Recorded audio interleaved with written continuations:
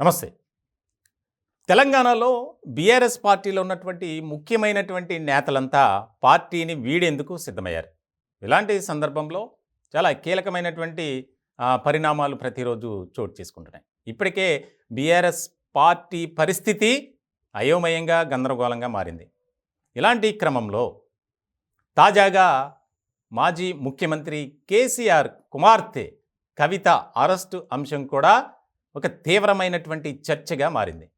ఇలాంటి సందర్భంలో పార్టీలో ఉండటం, పార్టీలో మన రాజకీయ మనుగడ సాధించడం అంటే కాస్త కష్టతరంగా ఉండొచ్చేమో అనే భావనతో కొంతమంది కీలకమైనటువంటి నేతలు పార్టీని వీడేందుకు సిద్ధమయ్యారు.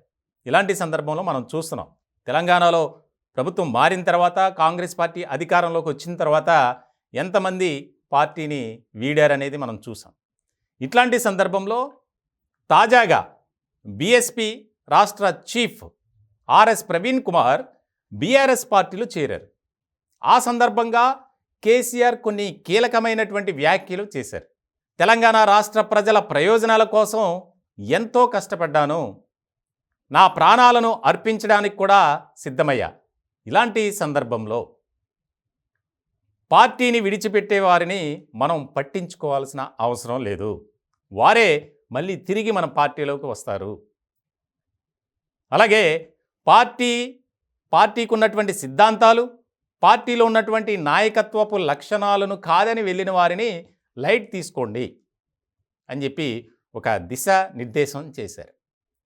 ఇప్పటి వరకు పార్టీలో ఉన్నటువంటి పరిస్థితులు, మారుతున్నటువంటి రాజకీయ సమీకరణాలను దృష్టిలో పెట్టుకొని ఆయన ఎక్కడా కూడా ఎప్పుడూ కూడా మాట్లాడాల. కానీ ఈ ఆర్ఎస్ ప్రవీణ్ కుమార్ ఏదైతే చేరిక ఉందో ఆ సందర్భంగా చేసినటువంటి వ్యాఖ్యలు రాజకీయ వర్గాల్లో తీవ్రమైనటువంటి చర్చకు దారితీశాయి. చాలా కీలకమైనటువంటి పరిణామంగా ఇది మారింది. ముఖ్యమైనటువంటి అంశంగా రాజకీయ వర్గాల్లో చూస్తున్నారు.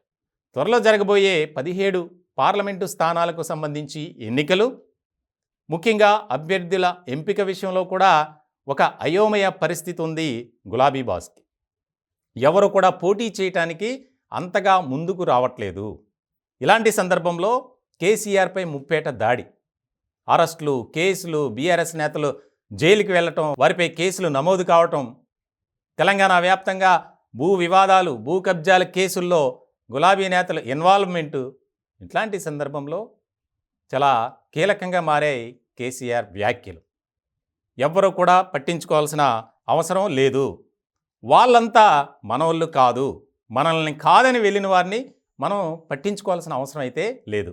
కాబట్టి పార్టీ సిద్ధాంతాల కోసం కష్టపడి పనిచేద్దాం, పూర్వపు వైభవాన్ని బీఆర్ఎస్ పార్టీలోకి తీసుకురావటానికి ఇప్పుడున్నటువంటి క్యాడర్ అంతా పని చేయాలి అని ఒక అప్పీల్ చేశారు. ఇంకా చేసేదేమీ లేక చాలా గడ్డు పరిస్థితులు ఎదుర్కొంటుంది బీఆర్ఎస్ పార్టీ.